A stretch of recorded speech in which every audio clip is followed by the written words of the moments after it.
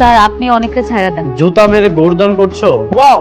তোমার কোম্পানির manager complain করেছে আর পুলিশ আমাকে এখানে নিয়ে এসেছে, আর তুমি ভালো সাজার জন্য আমাকে ছাড়িয়ে নিতে এসেছো? বাহ! স্যার আসসালামু আলাইকুম। বসেন। ওয়ালাইকুম আসসালাম। বলেন কি জন্য আসছেন? স্যার আপনি অনেকটা ছাড়া দেন। যে মারা গেছে তার পরিবারের সাথে আমি আলোচনা করব। আপনি বললেই তো আমি ছাড়তে পারবো না। এই কেসটা তো জানাতনো কেস না, এর সঙ্গে শ্রমিক ইউনিয়ন জড়িত। তবে আপনি যদি একটু কষ্ট করে শ্রমিক ইউনিয়নের সভাপতি সাহেবের সাথে একটু কথা বলে নিতেন, উনাকে তো আপনি চেনেন। উনি আমার কোম্পানির ম্যানেজার, ওনার সাথে আমার কথা হয়েছে, আপনি ওরা ছাড়া দেন। বাহ, তাহলে তো খুবই ভালো। এইখানে একটা সিগনেচার করেন, সিগনেচার করে ওনারা নিয়ে যান। কোথায়? এইখানে। জুতা মেরে গোরদান করছো, তোমার প্রশংসা না করে পারছি না। ওয়াও! বাহ!